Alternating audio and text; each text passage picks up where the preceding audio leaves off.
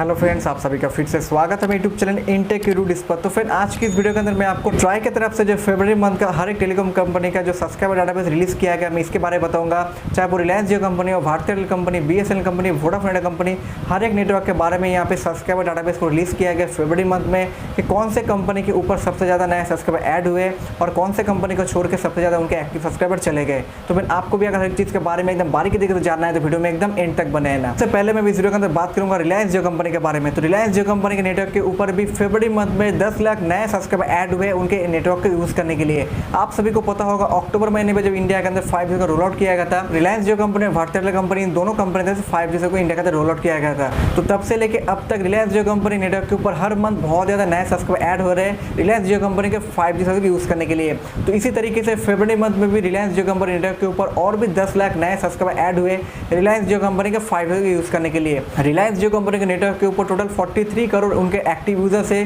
जो कि रिलायंस जियो company network के यूज कर रहे हैं। और इसके बाद अगर भारतीय एयरटेल कंपनी के बारे में बात करूं तो भारतीय एयरटेल कंपनी के नेटवर्क के ऊपर भी फरवरी मंथ में 9,80,000 नए सब्सक्राइबर ऐड हुए उनके नेटवर्क यूज करने के लिए या फिर भारतीय एयरटेल कंपनी के 5G को यूज करने के लिए। आप सभी को पता होगा कि रिलायंस जियो कंपनी के साथ ही साथ भारतीय एयरटेल कंपनी की तरफ से भी अक्टूबर महीने से 5G सर्विस इंडिया के अंदर रोल आउट किया गया था। तो तब से लेकर अब तक रिलायंस जियो कंपनी के नेटवर्क के ऊपर जैसे हर मंथ सब्सक्राइबर ऐड हो रहे हैं, भारतीय एयरटेल कंपनी नेटवर्क के ऊपर भी हर मंथ बहुत ज्यादा नए सब्सक्राइबर ऐड होते रहे। इसी तरीके से फरवरी मंथ में भी 9,80,000 नए सब्सक्राइबर ऐड हुए भारतीय एयरटेल कंपनी नेटवर्क के ऊपर भारतीय एयरटेल कंपनी के नेटवर्क यूज करने के लिए। और इसीलिए भारतीय एयरटेल कंपनी को देश के दूसरे सबसे बड़े टेलीकॉम कंपनी माना जाता है। भारतीय एयरटेल कंपनी नेटवर्क के ऊपर टोटल 37 करोड़ उनके एक्टिव सब्सक्राइबर या फिर यूजर्स है। जो मैं आंकड़े या फिर जो मैं आपको सब्सक्राइबर डाटाबेस बता रहा हूँ वो वायरलेस नेटवर्क के ऊपर मतलब भारतीय एयरटेल कंपनी के सिम कार्ड के ऊपर 37 करोड़ टोटल यूजर्स है, जो कि रिलायंस जियो कंपनी से लगभग 6 करोड़ कम है। लेकिन रिलायंस जियो कंपनी देश के सबसे बड़ी टेलीकॉम कंपनी है और भारतीय एयरटेल कंपनी देश के दूसरे सबसे बड़ी टेलीकॉम कंपनी है। इसके बाद अगर मैं बात करूँ वोडाफोन इंडिया कंपनी के यूजर्स के लिए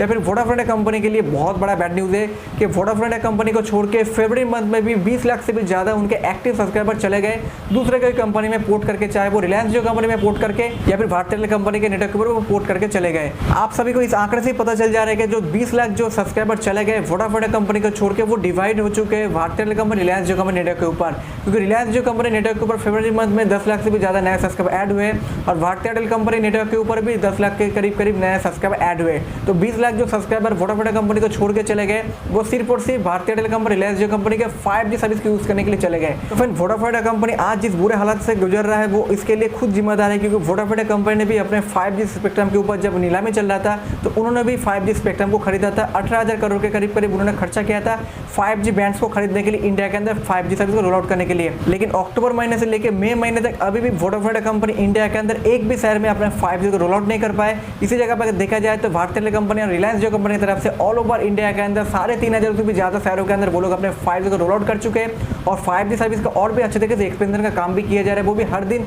30 से 50 और भी नए शहरों के अंदर दोनों कंपनी से 5G को रोल आउट किया जा रहा है। इसी जगह पे वोडाफोन कंपनी नेटवर्क के ऊपर अभी भी उनके यूजर्स को 4G नेटवर्क प्रोवाइड किया जा रहा है। इसी वजह से रिलायंस जियो कंपनी नेटवर्क के ऊपर भारतीय कंपनी नेटवर्क के ऊपर हर मंथ बहुत ज़्यादा सब्सक्राइबर ऐड हो रहे हैं और वोडाफोन कंपनी को छोड़ के हर मंथ उनके बहुत ज़्यादा सब्सक्राइबर चले जा रहे हैं। और वोडाफोन कंपनी का जो अभी सब्सक्राइबर डाटाबेस बच गया है ऑल ओवर इंडिया का जो टोटल सब्सक्राइबर डाटाबेस है वायरलेस नेटवर्क के ऊपर 23 करोड़ से भी ज़्यादा कुछ सब्सक्राइबर है। और वोडाफोन कंपनी जो हर मंथ अपने सब्सक्राइबर को लूज कर रहे हैं तो हो सकता है कि उनका जो सब्सक्राइबर डाटाबेस है वो 20 करोड़ से भी नीचे आ सकता है अगर वो 5G सर्विस इंडिया के अंदर जल्द से जल्द लॉन्च नहीं करें तो वोडाफोन इंडिया कंपनी का सब्सक्राइबर जो डाटाबेस है इससे भी कम हो जाएगा। तो फिर इसके बाद अगर मैं बात करूँ BSNL कंपनी के बारे में तो BSNL कंपनी भी अभी तक इंडिया के अंदर 4G को भी लॉन्च कर नहीं पाया, तो 5G के बारे में मैं छोड़ ही दे रहा हूँ। और इसी चीज़ की वजह से वोडाफोन इंडिया कंपनी के साथ ही साथ BSNL कंपनी के नेटवर्क को भी छोड़ के उनके यूजर्स चले जा रहे हैं। फरवरी मंथ में भी BSNL कंपनी के नेटवर्क को छोड़ के 10 लाख से भी ज़्यादा उनके एक्टिव सब्सक्राइबर चले गए हैं दूसरे कोई कंपनी में, चाहे वो भारतीय एयरटेल कंपनी हो या फिर रिलायंस जियो कंपनी नेटवर्क के ऊपर या फिर जहाँ पे 5G सर्विस अभी तक आया नहीं वहाँ पे अभी